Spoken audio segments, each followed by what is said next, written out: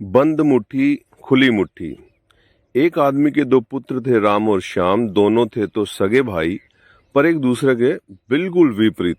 जहां राम बहुत कंजूस था, वहीं श्याम को फिजूल खर्ची की आदत थी।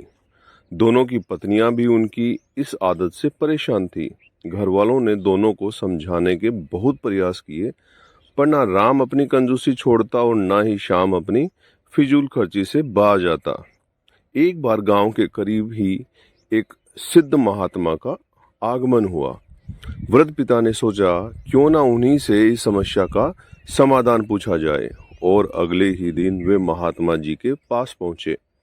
महात्मा जी ने ध्यानपूर्वक उनकी बातें सुनी और अगले दिन दोनों पुत्रों को लेकर आने को कहा।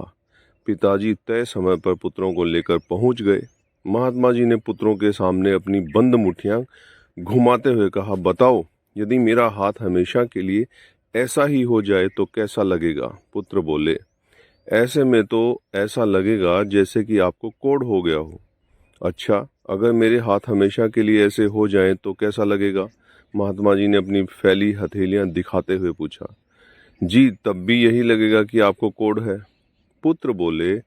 तब महात्मा जी गंभीरता से बोले, पुत्रों, यदि तो मैं तुम्हें समझाना चाहता हूँ, हमेशा अपनी मुट्ठी बंद रखना यानी कंजूसी दिखाना, या हमेशा अपनी हथेली खुली रखना यानी फिजूल खर्ची करना, एक तरह का कोड ही तो है।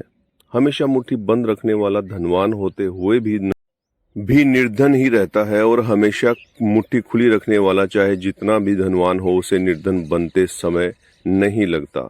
सही व्यवहार है कि कभी मुट्ठी बंद रहे तो कभी खुली, तभी जीवन का संतुलन बना रहता है। पुत्र महात्मा जी की बात समझ चुके थे। अब उन्होंने मन ही मन सोच समझ कर ही खर्च करने का निश्चय किया। तो दोस्तों, ये आपको कैसा लगा नीचे कमेंट करके बताएगा। नहीं है तो चैनल को सब्सक्राइब कीजिएगा, शेयर कीजिएगा। आप लोगों का धन्यवाद।